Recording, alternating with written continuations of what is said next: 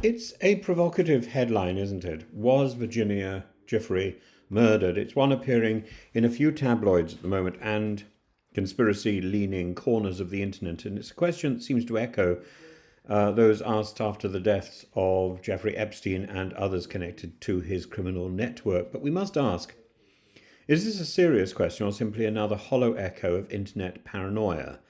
And if we look carefully, not just at the question itself, but at the very human story behind it, I think the answer has to be that she was not murdered. This is about a person who was seriously troubled. And maybe we have to ask why she was so troubled and who is responsible for that.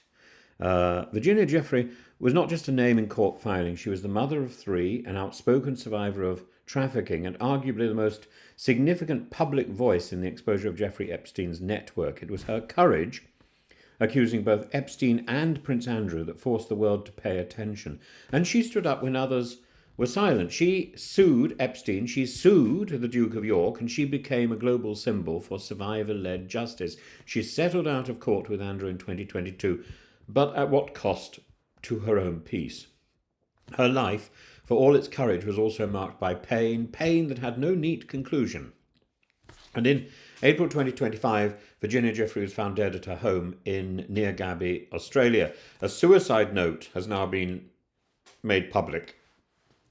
It was left behind, heart-wrenching, defiant, and still fighting for survivors' voices to be heard.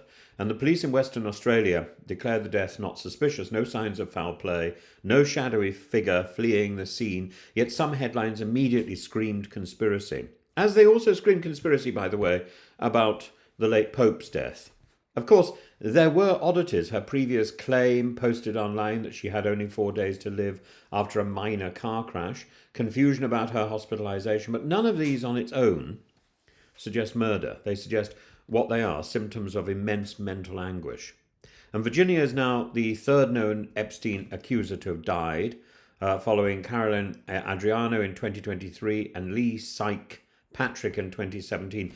All were young, all died in circumstances linked to despair, but the patterns of pain do not necessarily prove murder. What they reveal is the brutal aftermath, the brutal afterlife of trauma. And Virginia was a survivor of systemic abuse, objectification, international betrayal, torture, frankly. That she coped as long and as courageously as she did is extraordinary. But the psychological toll of Epstein's empire didn't stop with his death. It continues to claim lives. And part of the problem is the Western obsession with pointing the finger of blame and then not really paying enough attention to the victims who have been so badly hurt. And you can see this situation playing out, for example, in the Horizon Software mess. It's the same story, I'm afraid. We don't pay attention to the victims. We gloss over that bit because we think the problem is solved once we've found the person who is responsible for the problem. But actually, people's lives have been changed by this suffering. Whatever it is, really, people's lives are changed by the misery of the suffering that they have endured. They can't go back to what they had before. It doesn't matter how much money they're offered. It doesn't matter how many people go to prison because of what they did. The victims themselves have been changed. And we haven't dealt with that as a society.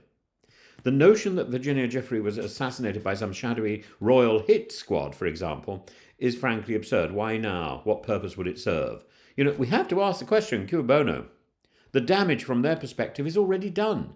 Her testimony lives in court documents, documentaries, settlements, interviews, headlines. What is worth asking is who failed her? Who allowed the machinery of abuse to run for decades unchecked? What structures remain unchallenged in courts, media, even royal circles that might still silence others like her? It's not a mystery thriller. It's a tragedy of mental health compounded by legal pressure, public scrutiny, and perhaps exhaustion in the face of a world that applauded her fight but did little to carry the weight that she was carrying, to carry that weight with her. The who failed her? We failed her. We failed her? Who allowed the machinery of abuse to run for decades unchecked? That abuse continues after the actual crimes have been even uncovered, because the victim is still feeling hurt. The victim is still suffering flashbacks. The victim is still barely able to control the experience of the past. We control the past. We have a court case. We point the finger of blame. And then we ignore the victims. That is our problem. That is the problem of Western justice. Virginia Giuffre was not a conspiracy. She was a person, and now she's gone. And we owe her more than feverish headlines and baseless speculation. We owe her clarity, honesty, and above all, a commitment to continuing the fight that she never gave up on, even when it broke her. So instead of whispering nonsense about assassins, let's say her name with respect. Let's honour her story. Let's ensure the systems that failed her, and so many like her, are never again allowed to flourish in silence. And let's make sure that we start to put systems in place to really help the victims.